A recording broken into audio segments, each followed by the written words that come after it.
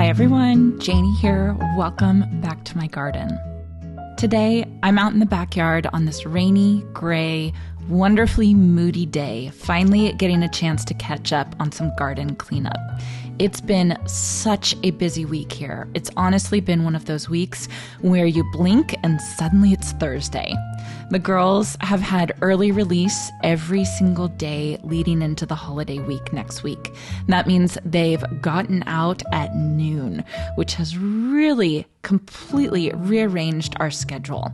And between that and the sporadic rain that we've been having, it's been hard to find even a moment to step into the garden. But somehow, even just an hour, even just 20 minutes out here can completely change my mood.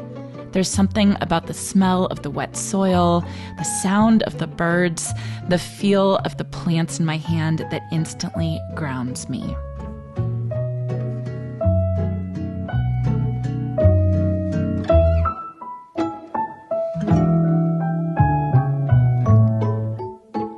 I started out today in the raised beds because they've been calling my name for a while.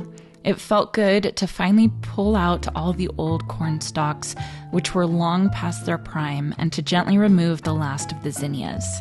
These little blooms have been trying their absolute hardest to give one final flower before the season ends, and I appreciate them for hanging on for so long.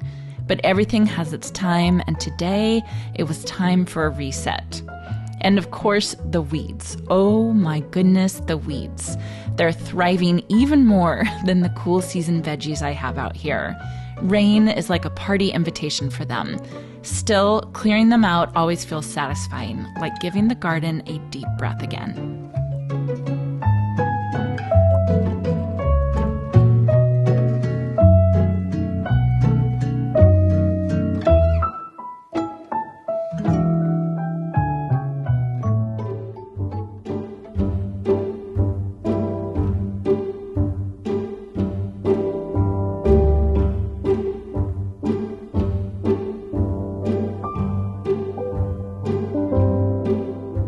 After finishing up in the raised beds, I moved onto the 2 stock tank planters by my office door. These containers have truly been a highlight for me all year long. They've had so much presence and they frame the office entrance beautifully. But with our long California growing season, plus the rainstorms we've had lately, they were definitely starting to look a little wild. Okay, maybe very wild.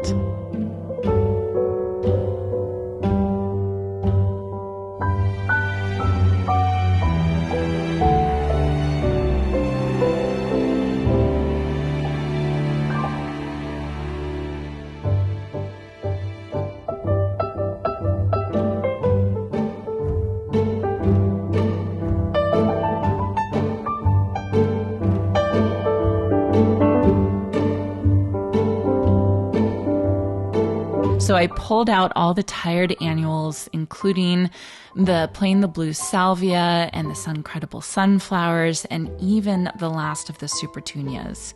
I trimmed back the purple fountain grass and gave the plants a little bit more structure.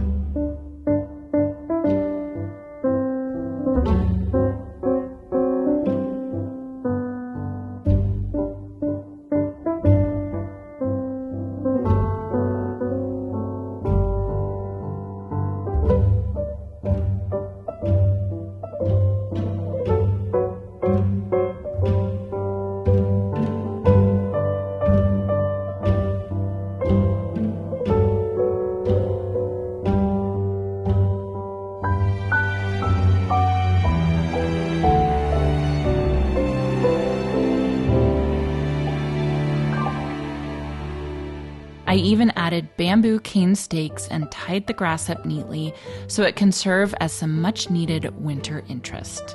I kind of love the way it looks. Simple, clean, almost sculptural, and I'm really excited to plant some cool season annuals soon. I want something that's cheerful but still subtle, just enough color to greet me every time I walk out to the office throughout the winter.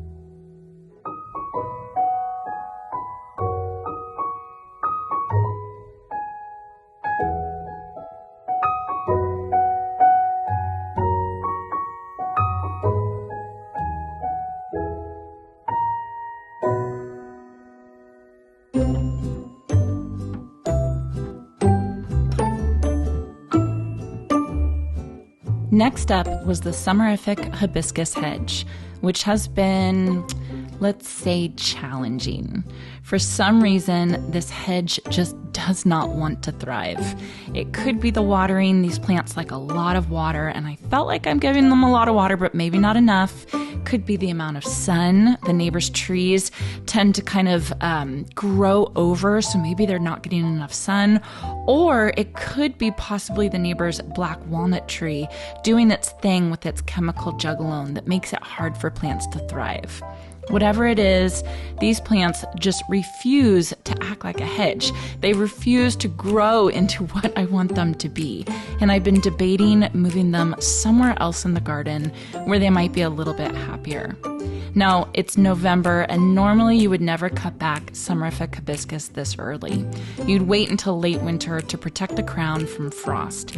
But honestly, these plants are so sparse and spindly, they're not doing anything to protect the crown anyway. So I decided to give everything a hard cutback right now. It instantly made the whole area look cleaner and more intentional, which made me feel better about the whole place.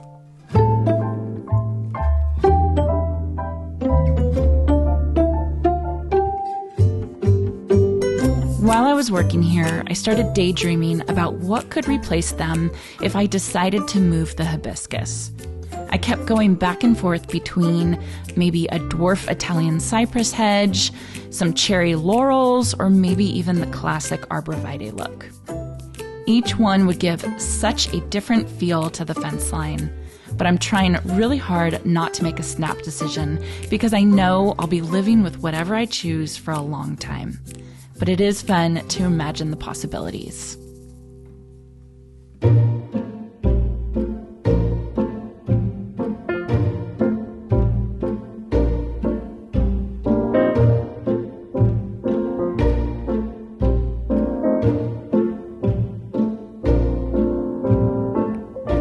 To finish off my little window of garden time today, I headed over to the secret garden with the leaf blower. This space has quickly become one of my favorites on the whole property. Even when it's messy, it feels peaceful. The structure from the boxwoods, the star jasmine beginning to climb the fence, and the vines slowly finding their way up the living walls. It all just feels like a space with so much potential. Every time I tidy it up, I can picture what it's going to look like in a year or two, and it makes me so excited.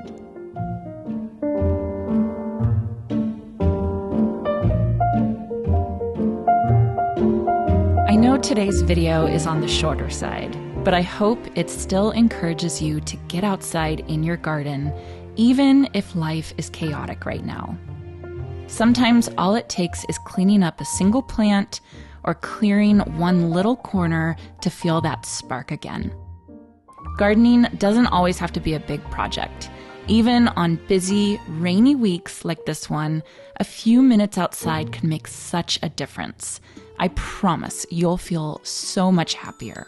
I spent a grand total of 1 hour and 15 minutes out in my garden, and I'm so happy with what I got done and how much better I felt being out there. I hope you all enjoyed this, and I hope you all have a chance to get in your garden today.